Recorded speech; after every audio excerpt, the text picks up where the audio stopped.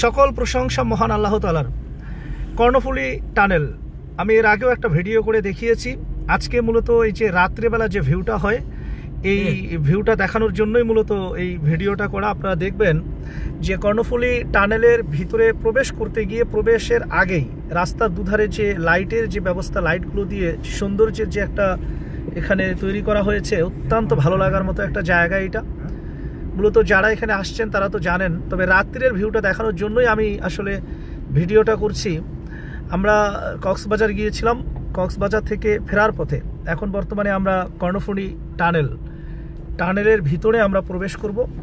প্রবেশ করবার আগে আপনারা শুধু দেখবেন যে প্রবেশদ্বারে যেরকম বিভিন্ন রঙের আলো দিয়ে সুসজ্জিত করা এই কর্ণফুলী টানেলের প্রবেশদ্বার, এর ভিতরের যে অবস্থানটা সেটাও দেখাবো এ পর্যায়ে। আমি একটু দেখিয়ে নিচ্ছি, আপনারা দেখবেন। যাও, জোরে যাও। হ্যাঁ, এটা হচ্ছে টোল প্লাজা। এই যে আপনারা দেখছেন বিভিন্ন রঙের যে লাইট, মূলত বিভিন্ন রং এখানে আপনারা দেখতেই পাচ্ছেন, অনেক রঙের লাইট দিয়ে এটা সুসজ্জিত করা। এখানেই হচ্ছে এখানে টোল নেওয়া হয়। মূলত এইটা টোল 80 টাকা না, 200 টাকা। এই টানেল যে কেউ এই টানেল দিয়ে যেতে গেলে, প্রাইভেট কার নিয়ে যদি কেউ যায় তাহলে তাকে 200 টাকা এখানে টোল দিতে হবে। এবং এখানে আমি যা দেখলাম যে খুব একটা যে গাড়ি চলাচল করে তাও নয়। আমরা যাওয়ার পথেও আমরা দেখেছি যে অতটা গাড়ি কিন্তু আসলে এখানে চলাচল করে না, একটু মানে কম। এই যে এখন আমরা এখানে টোল এখন দিতে হবে। হ্যাঁ, টাকা দাও, 200 টাকা দাও, টাকা দাও, তোমার কাছে টাকা আছে না? হ্যাঁ, আমরা এখন এই যে টোল দিচ্ছি। এখন এখানে এই যে আপনারা দেখতেই পাচ্ছেন আমাদের সাথে এখানে শিমুল এখানে টোল দিচ্ছে। হ্যাঁ, দাও, টাকা দাও। তারপরে এই যে হাসান আছে। হাসান, কিছু বলো, কেমন দেখবো আমরা এখন সামনে? এই যে রাত্রেবেলা ভিউটা কেমন?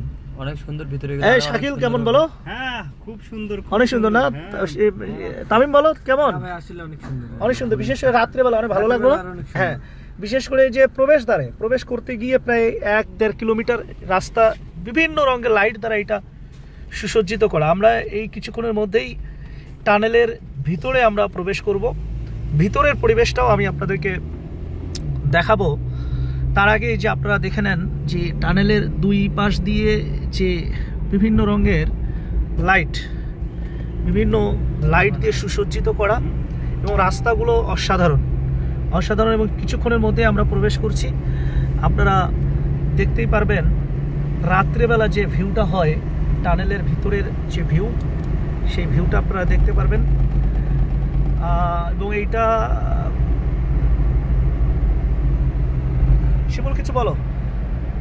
কি বলবো স্যার, বলার কিছু নাই, মানে আসলে বুঝতে পারবে না, এত সুন্দর। আচ্ছা, মানে ইচ্ছা হয় যে প্রতিদিন আসি এরকম। অসাধারণ। মানে বাংলাদেশের মধ্যেও যে অনেক সুন্দর সুন্দর জায়গা রয়েছে, এগুলো আসলে যদি না ঘোরা যায় তাহলে এগুলো দেখা যাবে না। আর এগুলো যে কতটা ভালো লাগে, ভালো লাগার মতো একটা অনুভূতি কাজ করে, এখানে যদি না আসেন তাহলে আসলে আমরা কেউ এটা বুঝতে পারবো না। দেশকে ভালোবাসতে হলে দেশকে জানতে হবে, দেশকে দেখতে হবে, ঘুরতে হবে, তবেই না দেশপ্রেম, দেশের প্রতি যে ভালোবাসা, আনুগত্য, শ্রদ্ধাবোধ, দেশের মানুষের প্রতি যে শ্রদ্ধাবোধ, সব কিছুই আসবে। এই যে পর্যায়ে আমরা এখানে দেখছেন সবাই এখানে আছে, সবাই এটা খুব ভালোভাবে উপভোগ করছে। পিছনে কে? আমাদের মামা। মামার নাম কি? রুবেল। তোমাদের রুবেল মামা না? রুবেল, মনে হচ্ছে হাসানের রুবেল মামা। আর আমার হচ্ছে রুবেল ভাই আছে। রুবেল ভাই পিছনে সে সমস্যা নাই ভাই। আচ্ছা, কথা বলিও না একটু তোমরা এখানে। হ্যাঁ, আমরা এই যে মাত্র আমরা প্রবেশ করলাম কর্ণফুলী টানেল। কর্ণফুলী, এই কথাটা এখানে মিশিয়ে ফেলে দেওয়া হয়েছে, হয়তো নাম পরিবর্তন হবে। যাই হোক, আপনারা ভিতরের যে দৃশ্যটা, এখানে আসলে ভিতরে দিনে এবং রাত্রিবেলা এটা ওইভাবে বোঝা যাবে না, কারণটা রাত্রিবেলাও যেরকম লাইটিং, দিনের বেলাও ওই একই লাইটিং দিয়েই এটা সুসজ্জিত করা। তবে রাত্রিবেলার ভিউটা হচ্ছে শুধুমাত্র বাইরের প্রবেশদ্বার। প্রবেশ করতে গিয়ে এখানে মূলত যে দুই পাশের বিভিন্ন লাইট দিয়ে যে সৌন্দর্য এখানে তৈরি করা হয়েছে, মনোমুগ্ধকর একটা পরিবেশ। খুব শান্ত, খুবই শান্ত। অত গাড়ির কোনো হর্ন নাই, বেশি যানজট নাই, বেশি গাড়ি চলাচল নাই। আপনারা দেখবেন, এই যে দেখতেই পাচ্ছেন আমাদের সামনে দিয়ে আর একটা গাড়ি একটু আগেই ক্রস করলো। আমরাও যাচ্ছি, কিছুক্ষণের মধ্যে আমরা টানেলের অপর প্রান্তে আমরা পৌঁছে যাবো। আসলে এইটা দেওয়ার উদ্দেশ্য হচ্ছে আমরা যে চিটাগাং শহরের ভিতরে প্রবেশ করতে হয় না, এটা মূলত প্রায় 3-4 ঘন্টা রাস্তার একটা সেভ করে দেয়, সময় বাঁচিয়ে দেয়। কারণ আমরা যাওয়ার সময়ও আমরা এই টানেল ব্যবহার করেছি, আসবার সময়ও আমরা টানেল ব্যবহার করলাম। এই যে আমরা কিছুক্ষণের মধ্যেই অপর প্রান্তে চলে আসব। আপনারা দেখতেই পাচ্ছেন অপর প্রান্তের যে এই যে দুইটা সবুজ দুইটা লাইট আপনারা দেখতে পাচ্ছেন, মূলত এটাই হচ্ছে অপর প্রান্তের। আমরা এখন বের হব অপর প্রান্তের প্রবেশদ্বার। আপনারা দেখতে পাচ্ছেন, জাস্ট অনেক সুন্দর, অনেক সুন্দর। এই যে দেখতে পাচ্ছেন, এবং উপরে দেখবেন টানেলের যে ছাদ, এই যে ছাদ দেখতে পাচ্ছেন, বিভিন্ন লাইট এখানে দেওয়া আছে। মূলত আমরা এখন একেবারে পানির নিচে, মানে পানির অনেকটা নিচে আমরা এখন বর্তমানে অবস্থান করছি। মানে অন্যরকম একটা এক্সাইটমেন্ট কাজ করছে। দেখতেই পাচ্ছেন, এই যে আরও একটা গাড়ি এখানে চলে গেল, এরকমই 2-1টা গাড়ি এখানে যাচ্ছে। খুব যে বেশি গাড়ি যাতায়াত করে তাও না, মাঝে মধ্যে এইভাবে যায়। তবে এটা আমি বলবো যে এর ভিতরে প্রবেশ করলে একটা অন্যরকম অনুভূতি কাজ করে, যে পানির নিচে আমরা যাচ্ছি, আমাদের মাথার উপরেই অনেক পানি এখানে রয়েছে।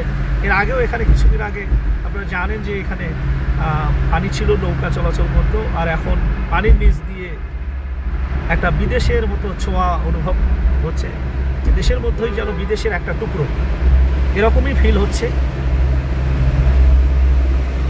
আপনারা দেখতেই পাচ্ছেন, মূলত আসলে আমাদের বাংলাদেশে থেকে যারা বাংলাদেশকে নেতৃত্ব দিয়েছে, আপনারা জানেন যেভাবে ফ্যাসিবাদ কায়েম করেছিল, বাংলাদেশ থেকে হাজার হাজার কোটি টাকা যেভাবে পাচার করে নিয়ে গেছে, এই পাচারকৃত টাকাগুলো যদি বাংলাদেশে ফিরিয়ে আনা যায়, আমার বিশ্বাস এরকম বাংলাদেশের প্রত্যেকটা জায়গাতেই এরকম টানেল বলেন, বড় বড় সেতু বলেন, বাংলাদেশকে একটা সিঙ্গাপুর, বাংলাদেশকে একটা মালয়েশিয়া, দুবাই বানানো আমি মনে করি যে খুব একটা বেশি সময় লাগবে না। কারণ আমরা মানুষ, আমরা জাতি হিসেবে আসলে অতটা উন্নত না। জাতি হিসেবে আপনারা জানেন যে আমরা একটু লোভী প্রকৃতির, যখনই ক্ষমতার কাছাকাছি যাই তখনই নিজেদের অবস্থানটা আমরা একটু পরিবর্তন করি, ক্ষমতাকে আমরা এনজয় করতে খুব পছন্দ করি। এইটা আসলে কেন জানি আমাদের একটা মানে জাতিগত একটা অভ্যাস হয়ে গেছে। বর্তমান সময়েও আপনারা দেখতেই পাচ্ছেন আমরা ক্ষমতাকে উপভোগ করা আমরা দেখছি। আপনারা এটা আমি আর বলছি না, তবে আমি মনে করি যে প্রত্যেকটা মানুষের মাঝে দেশপ্রেম থাকা দরকার, মানুষের প্রতি ভালোবাসা থাকা দরকার। সবাই ভালো থাকবেন, সুস্থ থাকবেন। আজকের মতো এ পর্যন্তই।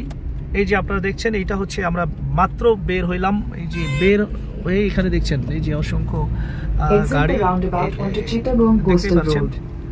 সবাই ভালো থাকবেন, আল্লাহ হাফেজ। তোমরা কিছু বলো, কিছু বলবা? কেমন আবার আসতে চাও? আবার আসতে চাও? শিমুল, তুমি আবার আসতে চাও? আমি শিমুল, যে শুনলেন শিমুল আবার আসবে, তবে আমি 2-3 মাসের মধ্যে হয়তো আবার আমি আবার প্রবেশ করব এই টানেলের ভিতর দিয়েই। আবার আমি কক্সবাজার যাব। ভালো থাকবেন সবাই, সবার প্রতি শুভকামনা। আল্লাহ হাফেজ।